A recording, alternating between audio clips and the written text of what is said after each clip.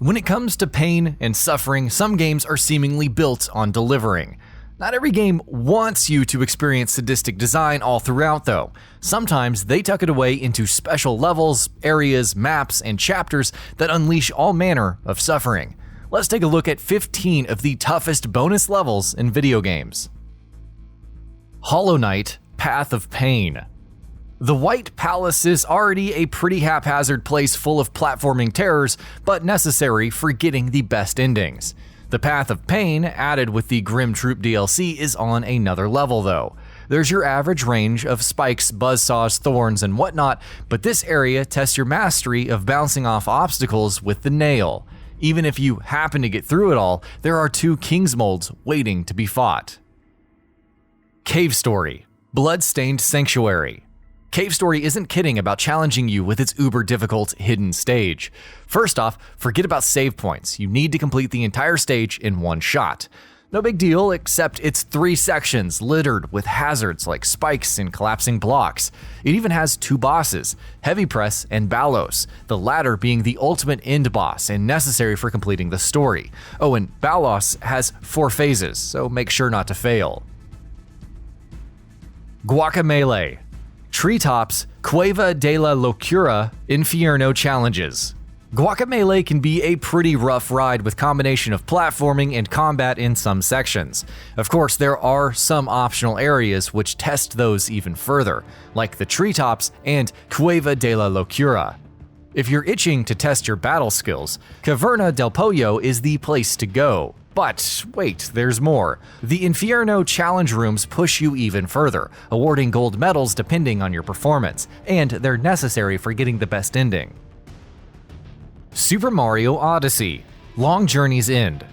You'll need 500 power moons to unlock the darker side of the moon, which features Colmena Crater. There's only one mission to complete here, Long Journey's End, which awards the last multi-moon. Of course, to get it, you need to brave a gauntlet of mechanics from the entire game without any checkpoints. Goomba stacking, jumping across moving platforms in lava, an 8-bit Donkey Kong level, taking control of Bowser, and so much more await.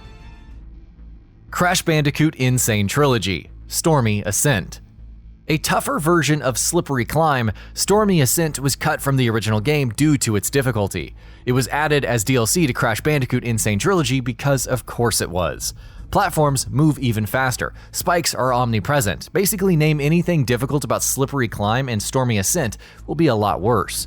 Did we mention very few checkpoints, thus making you repeat entire sections when dying?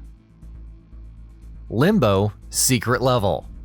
You can find this special bonus level in Chapter 26 via a hidden path, and it requires 10 hidden eggs to unlock. Of course, upon entering it, you'll be shocked to realize that the entire level is pitch black. The only way to progress is through sound, because every obstacle in the level is present somewhere in the main game. So you'll need to remember the obstacle, time your movement correctly, and presumably not rage and smash your controller to smithereens upon failing. Celeste: Chapter 9 Farewell. You'll need to beat the B-side levels to even unlock Chapter 9 Farewell, which was added as free DLC recently. That doesn't sound too bad, until you realize that Chapter 9 is roughly 100 areas of the same ultra-hard platforming. If you haven't mastered some of the more advanced platforming techniques required to clear it, or even beaten the core, Chapter 9 will be quite the slog. The Witness: The Underground Maze. Even getting to the underground maze is a question of journeying to the mountain, hitting a hidden switch, and figuring out the solution for the panel inside. Upon entering the maze, you'll face perhaps the toughest challenge the game has to offer, which is appropriately named the Challenge. You need to complete 14 puzzles focused on line drawing, except they're on a timer, which is indicated by a record player. The puzzles are different each time, so you can't note down solutions and keep retrying. Terraria Hard Mode Dungeon. The dungeon seems like a decent enough place in Terraria. Hard mode is tougher, sure, but it's nothing too crazy. That is, until you defeat Plantera. New enemies like necromancers, skeleton snipers, giant cursed skulls, and much, much more will start spawning. Not only do they have heaps of health, but they can also cause some serious hurt even for seasoned players. Doom 64 Hectic. The old-school Doom is known for many things, slaying demons, blowing up demons, and the list goes on. But what about hardcore parkour in addition? Hectic in Doom 64 provides just that and then some. It's touted as the toughest level in the game with powerful foes, platforming, walls that spit darts out, bottomless pits, and even a ceiling that will crush you. Dark Souls 3 Archdragon Peak. Archdragon Peak in Dark Souls 3 is easy to miss if you're not looking for it. Upon reaching the admittedly gorgeous location, you're treated to battles with annoying serpent men, a wyvern that blocks your path, and no, not the ancient wyvern, that's quite the pushover, and those irritating rock lizards. The Havel Knight will delight in making your life miserable, but no more than the Nameless King, the toughest boss in the base version of the game with his Stormdrake and powerful lightning attacks. Wolfenstein 3D Episode 3 Floor 10. If you thought Hectic in Doom 64 was rough, then try playing Wolfenstein 3D Episode 3's 10th floor. Accessed from the 7th floor, it's essentially first-person Pac-Man, which means you're Pac-Man and have to run away from the ghosts. Getting too close to them will drain your health and they can't be killed. You need to collect all of the treasure and kill all the guards to earn enough points to exit the level. Just don't get caught.